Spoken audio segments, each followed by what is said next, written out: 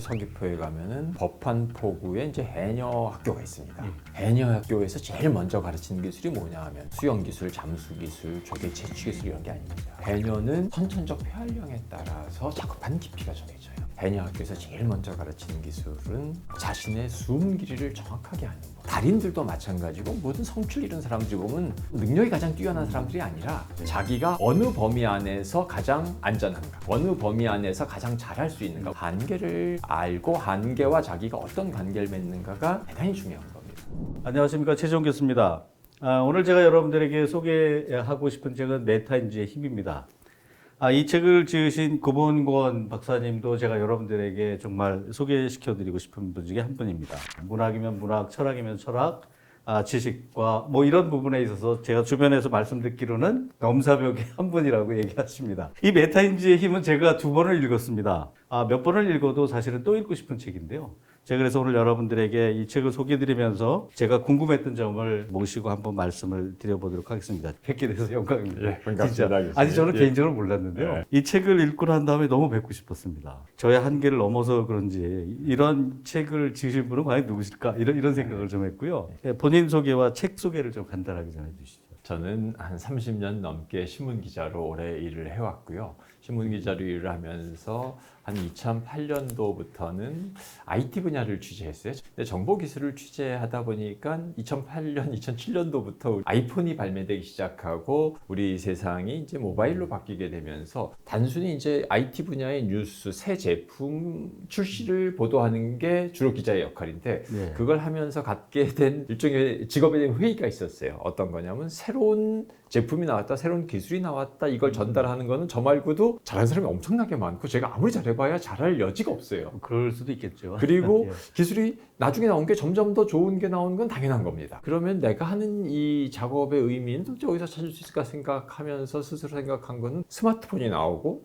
SNS가 나오고 인공지능이 나오면서 그 기술들 간의 비교보다는 이걸 쓰게 되면서 개인한테는, 사회한테는, 그 전체 시대에는 어떤 변화가 생기는가 예. 이런 것들을 조금 관심을 갖고 들여다보니까는 너무 모르는 것도 성이고 그걸 별로 다른 사람들이 없어가지고 예. 할 영역이 무척 많다고 생각해서 그런 쪽으로 작업을 조금 해오면서 책도 쓰고 연구도 좀 해오게 됐습니다. 새로운 기술이 등장하고 새로운 지식이 등장하면서 나는 어떤 변화를 겪게 되는가, 예. 그리고 우리 사회는 어떤 새로운 시련이나 과제를 만나게 되는가, 이걸 주로 과제로 삼아서 기자의 문제의식을 갖고 좀 취재해왔다, 그렇게 생각할 수 있습니다. 그 메타인지가 뭡니까? 일단 간단하게라도. 메타인지라고 예. 하면요, 우리가 이제 뭘 안다라고 하는 게 인간의 가장 큰 특성이잖아요. 인지, 그건 예. 인지인데, 근데 인지를 내가 지금 뭘 알고 있는지, 혹은 또 뭘 알고 있는데 뭘 잘못 알고 있는지, 혹은 뭘 모르고 있는지, 저는 그래서 메타인지라고 하는 것을 한마디로 말하면은 내가 알고 있는 것에 대한 계기판 같은 거다. 그러니까 우리 계기판 없이 자동차를 운전할 수도 있어요. 왜냐하면 동력장치와 조향장치가 다 있으니까. 근데 계기판이 있으면 지금 연료가 얼만큼 남았는지, 혹은 수온이 얼만큼인지, 뭐 속도가 얼마인지를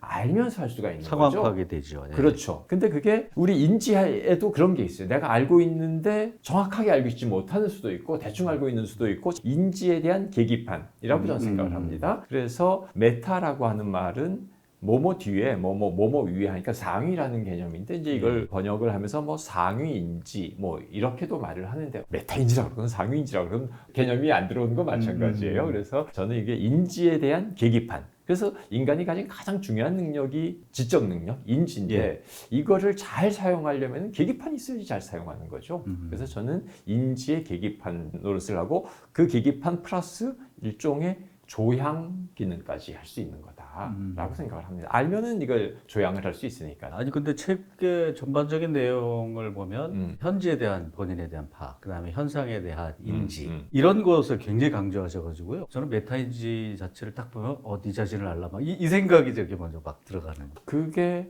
본질이죠. 그 핵심인데 내가 뭘 알고 있는지 아는 것, 그리고 내가 지금 어떤 상황에 처해 있는지 아는 것, 이것 없이는 사실은 아무리 뭘 잘해봐야 뻘짓을 하는 경우들이 대부분 많은 겁니다. 예. 방향이 잘못되어 있는데 아무리 열심히 해봐야, 그리고 자기 상태가 어떤지, 자기 수준이 어떤 상태인지를 모르는 상태에서 아무리 열심히 쳇바퀴를 돌려봐야 잘못되는 거니까, 그것에 대한 객관적인 파악, 메타인지라는 말을 쓴 지 이제 몇십 년 됐는데, 예. 그 이전에도 2500년 전 소크라테스 공자님부터 해오던 얘기고, 예. 그리고 우리도 메타인지라는 말 대신 주제 파악을 해라.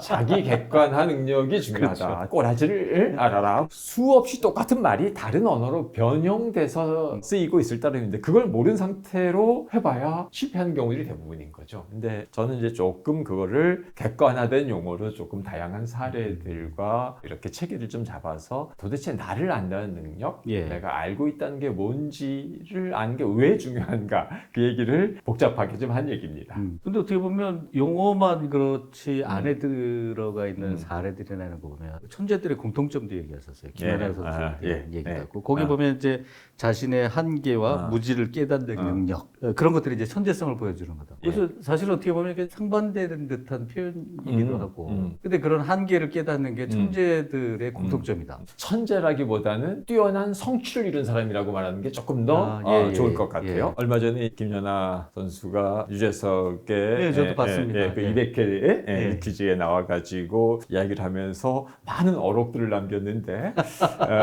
마침 이제 책 서문에서 김연아 선수 얘기를 발굴해서 이제 저도 조사해서 쓰면서, 김연아 선수가 저는 당연히 트리플 악셀을 뛰었는 줄 알았는데 트리플 악셀을 뛰지 않고 금메달을 땄던 거예요. 트리플 악셀이라고 하면은 아사다 마오의 그 필살기고, 그렇죠. 세 바퀴에서 악셀, 세 바퀴 반을 도는 여성 피겨 선수 종목에서 가장 배점이 높은 그건데, 아사다 마오는 12살부터 이걸 필살기로 삼아서 주니어 시절은 아사다 마오가 김연아 선수를 월등히 앞서죠. 맨날 김연아 선수는 아사다 마오한테 밀려서 2위니까 넘사벽을 가르는 지점이 바로 트리플 악셀이라고 생각을 했는데, 김연아 선수는 본인이 트리플 악셀 전문가인 브라이언 오서 코치를 따라가서 훈련을 받지만 결국 선수 생활 내내 한 번도 뛰지 않아요, 트리플 악셀을. 근데 이제 그런 걸 안 뛰고도 김연아 선수는 신기록을 세우면서 올림픽에서 메달을 따지 않습니까? 그런 것도 자신이 무엇을 알고 있는가, 무엇을 할 수 있는가, 무엇이 나한테 위험하고 장점이 있는가라고 하는 거를 사실은 객관적인 지표가 아니라 자기를 가장 잘 파악했기 때문에 자기한테 맞는 방법을 써서 운동하고 경기를 했던 거죠. 그런 것에서 보듯이 뛰어난 사람들이라고 하는 게 가장 타고난 게 많은 뛰어난 사람이거나 혹은 가진 게 많았거나 이런 사람들 아니라는 거 우리 살다 보면 다 알게 되죠. 그런데 그렇다고 가장 열심히 하는 사람이 최고가 되느냐? 그것도 아니고, 자기가 자기를 잘 활용하는 사람이에요. 나는 무엇을 좋아하고 나는 무엇에 흥미가 없는지. 그래서 뭔가 대단한 성취를 이룬 사람들은 타고난 게 좋은 사람이라기보다는 자기를 잘 활용한 사람입니다. 그런데 자기를 잘 활용하자면은 자기를 알지 못하면 쓸 수가 없는 거예요, 자기를. 그러니까 계속 그 얘기를 하셔가지고 저도 이렇게 곰곰이 생각을 해봤어요. 근데 사람이 자기 자신의 한계를 느낀다는 건 어떤 의미로 또 잘못된 받아들이냐면 좌절감 비슷하게 받아들이고, 또 이렇게 무리한 어떤 충만한 자신감, 이런 것들은 도전 정신하고 이렇게 막 연결이 돼 있어서 사람들이 격려를 하다 보니 자신을 알기보다는 막 무모한 도전, 이런 거에 대해서 많이 이야기를 하잖아요. 그 내용을 저도 중요하게 적었는데요. 서귀포에 가면은 법한포구에 이제 해녀 학교가 있습니다. 일반인들도 가서 이제 해녀 교육을 받을 수 있는데, 해녀 학교에서 제일 먼저 가르치는 기술이 뭐냐 하면은 수영 기술, 잠수 기술, 조개 채취 기술, 이런 게 아닙니다. 해녀는 들어가서 작업하는 깊이에 따라서 깊이 들어가는 상군 해녀, 얕게 들어가는 하군 해녀, 중간쯤 들어가는 중군 해녀가 있는데, 그래요? 이게 하군 해녀가 경력이 쌓이면 중군 해녀, 상군 해녀가 되냐? 그게 아니랍니다. 그래요?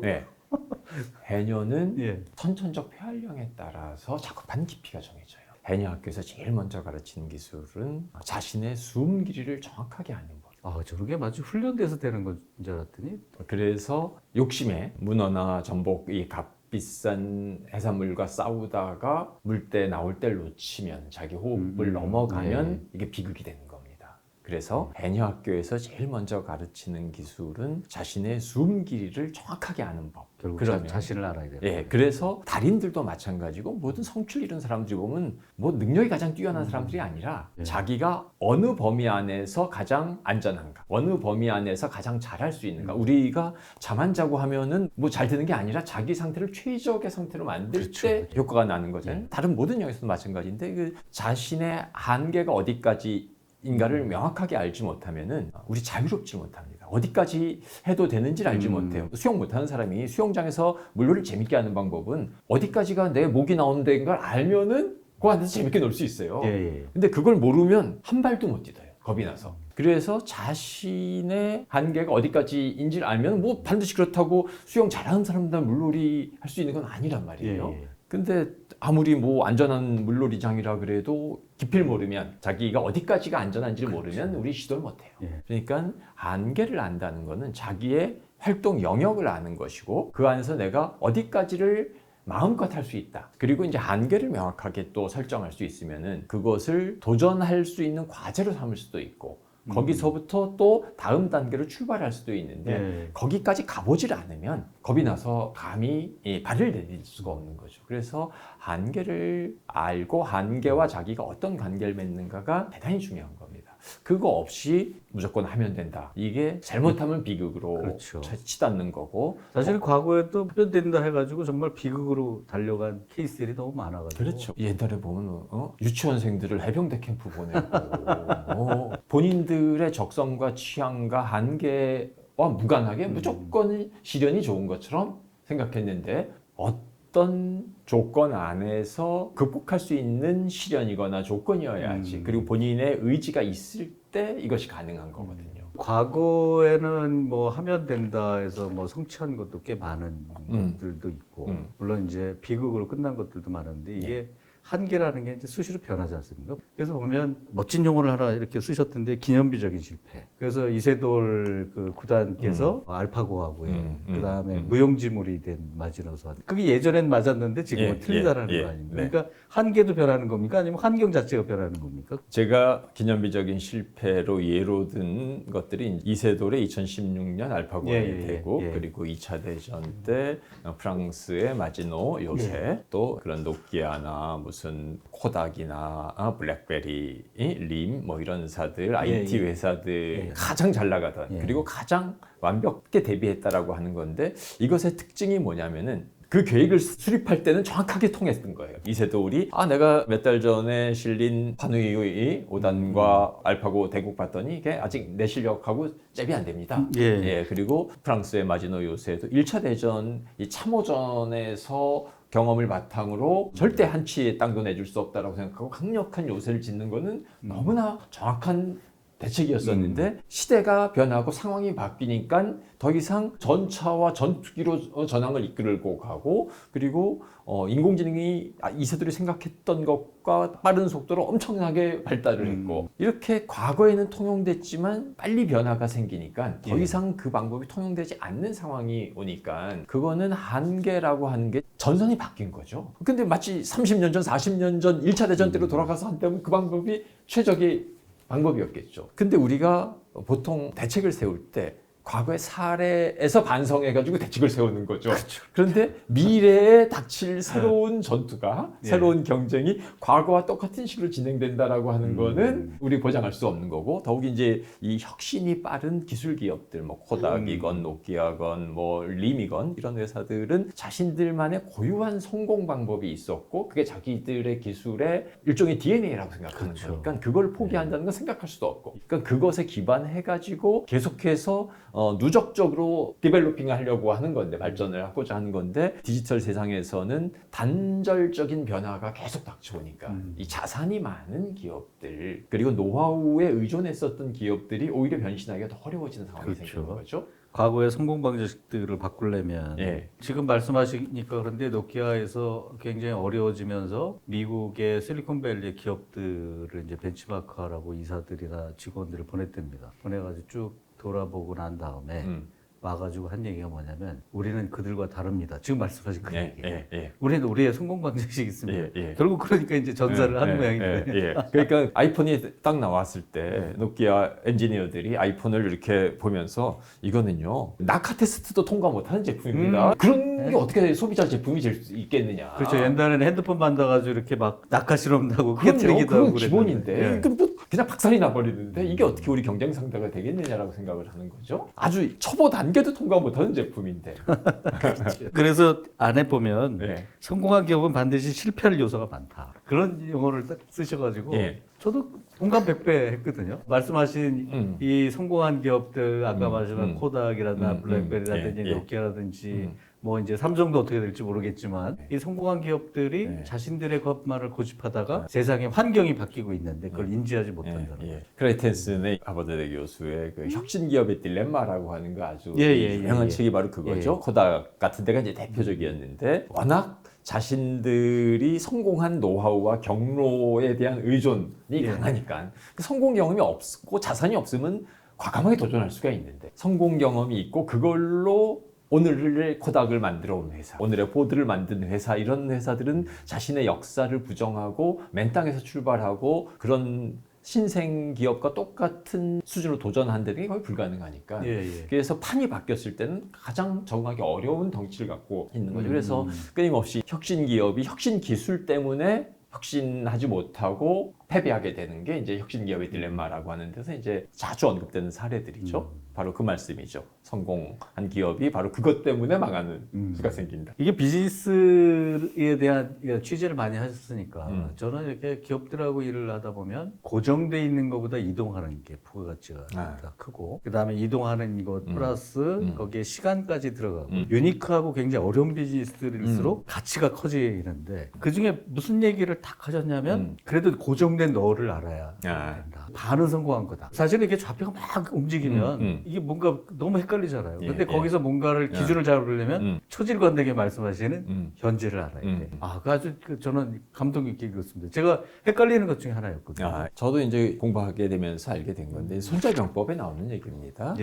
손자병법에 나오는 얘기가 이제 우리가 지피지기면 백전불태다라고 하는 얘기는 다 알고 있는데 그 앞뒤로 이제 또 그거보다 또 상대한 얘기가 나와요. 적을 알고 나를 알면은 전투에서 위태롭지 않다. 백전불태인데 근데 이제 거기서 어느 얘기가 나오냐면은 적을 몰라도 나를 알고 있으면 한 번 이기고 한 번 진다. 그러니까 일단 1승 1패. 그렇죠. 50% 먹고 가는 거예요. 그런데 나를 모르면 100패하는 거예요. 항상 위태로운 건데 그러니까 이게 우리가 전투라고 하는 거는 적과 나인데 적은 항상 이동하고 불가지죠. 이건 얘는 정확하게 알 수가 없는 거예요. 누가 적이 될지, 누가 쳐들어올지는 모르는 거고. 근데 막는 나는 항상 똑같은 애가 있어야 되는 거죠. 대상에 대해서 우리가 완벽하게 파악하는 거는 가능하면 좋지만 불가능하면 계속 바뀌고 이동하니까. 근데 나는 조금만 노력을 기울이면은 자신의 빈틈이나 자신의 전력을 객관화할 수 있으니까는 나를 조금 더 알고 있으면은 적이 누가 오더라도 조금 더 나은 상태가 될 수 있는 거죠. 조 교수님 말씀하신 대로 우리의 목표나 대상은 항상 이동하고 있는 겁니다. 이동 표적이죠.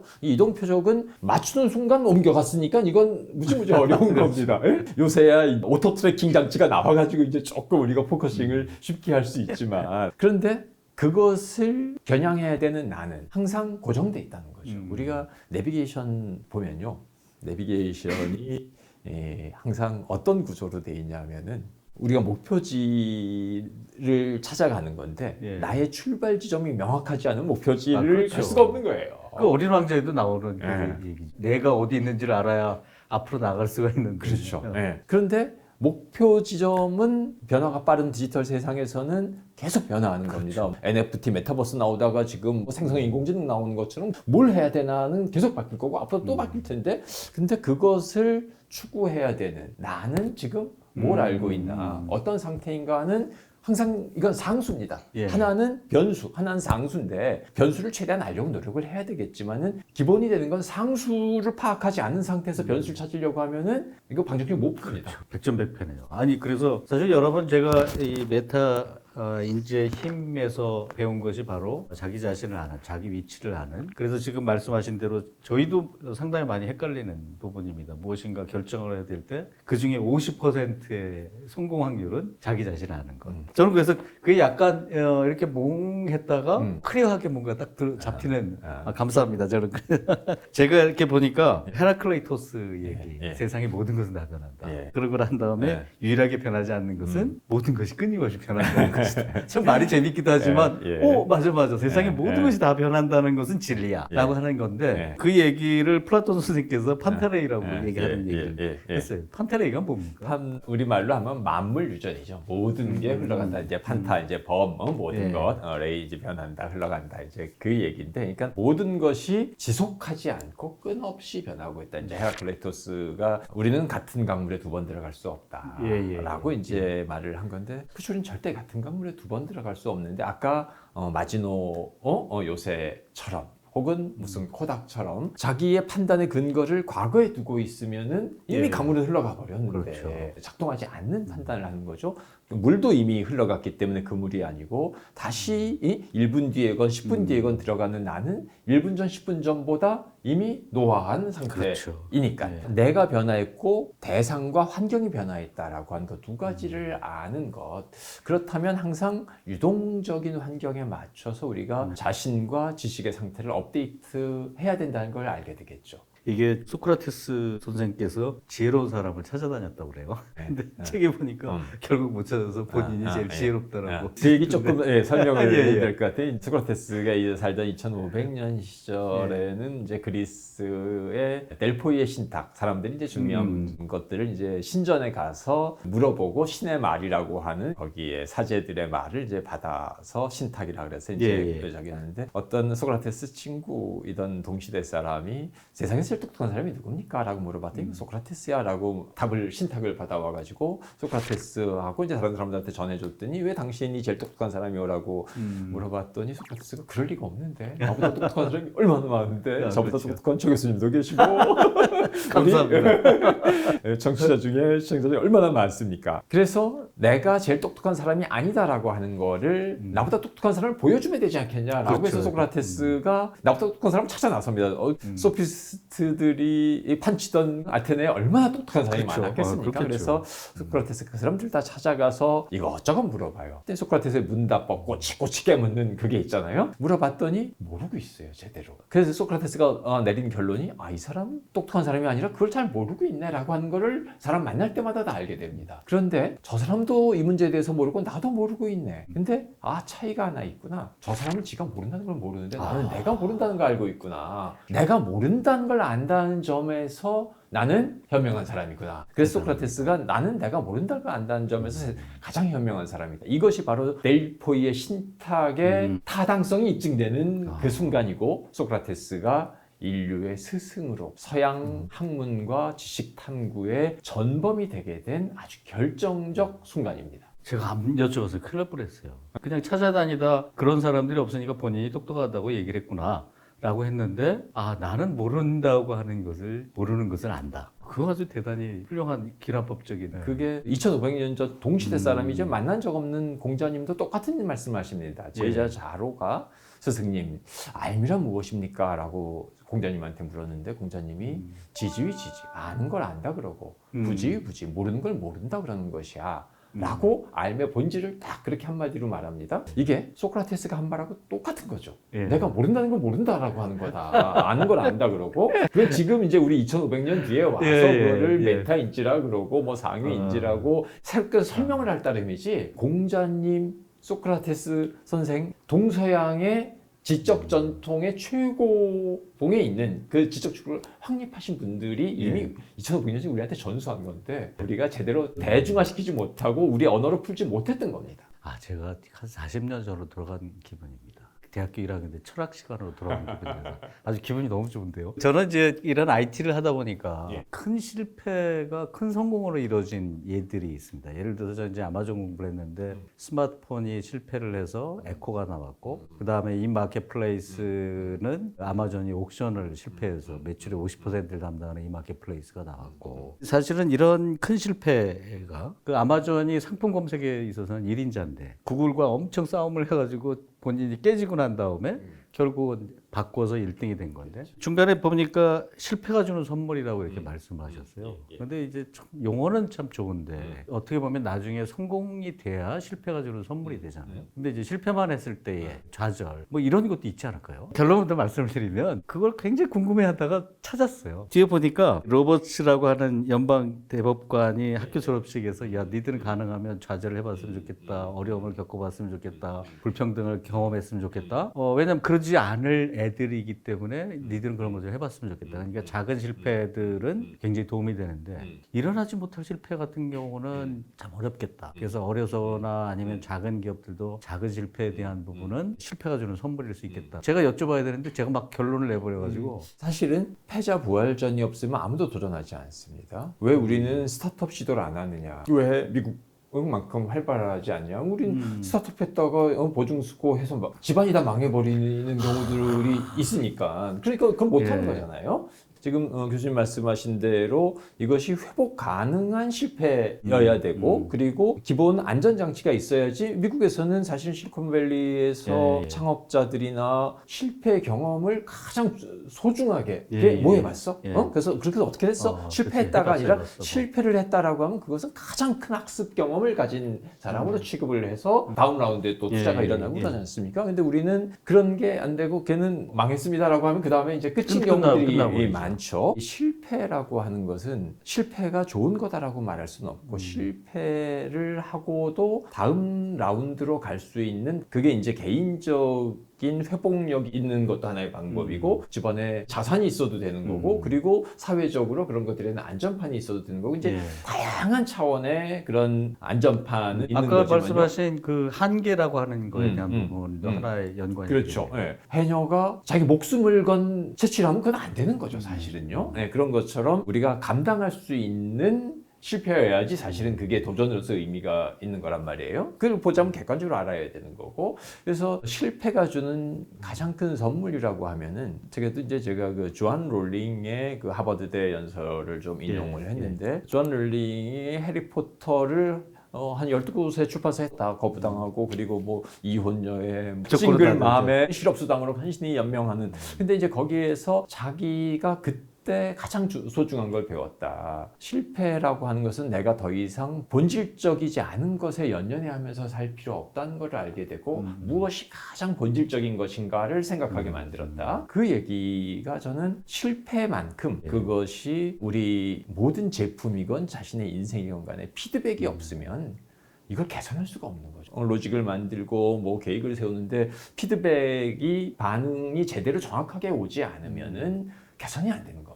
인생에서 어떤 프로젝트나 자기 목표에서 최고의 피드백은 실패를 통해서 받을 수 있는 거거든요. 근데 그 실패를 좌절로 재수없어 라고 외부로 요인을 탓하거나 뭐 객관적으로 분석하지 않으면 거기서 끝나는 건데 그걸 분석하면 최고의 피드백을 받을 수 있는 거죠. 아니 제가 사실은 대학 때 LED를 공부해서 안에도 그 내용이 있으시더라고요. 그러니까 청색 LED를 만드는데 일본이 30년 동안 그렇죠. 실패해가지고 그 다음에 우리가 전구를 만드는 에디슨도 만번을 실패를 하고 이게 안 되니까 뭐 예를 들면은 에테르라고 하는 그 물질도 이게 있을 거야라고 물리학자들은 생각했었던 건데 에테르 없다라고 하니까 이제 그게 아인슈타인의 상대성 원리의 이제 기본이 되는 식으로 되는 거거든요. 실패를 통해서 우리는 그동안 몰랐던 것들을 알게 되는 가장 큰 배움을 얻게 되는 거죠. 근데 그거를 실패라고 하는 것을 누가 좋아하겠습니까? 그런데 실패라고 하는 것을 성취지향적으로만 생각을 하면 이건 다 잃어버리는 거고 뭔가 상실하는 거지만 학습이라고 하는 차원으로 우리가 조금 다르게 생각을 하면 실패만큼 많이 배울 수 있는 가장 귀한 학습이죠. 건 없는 거죠. 근데 그 실패를 딛고 일어나는 것 중에 개념적으로 말고 그냥 물리적으로 한 재밌는 거를 이제 사례로 드셨는데 대영 제국 해가 지지 않는 나라라고 이제 역사상 최대 영토를 거느려 드렸던 그 비결이 뭘까?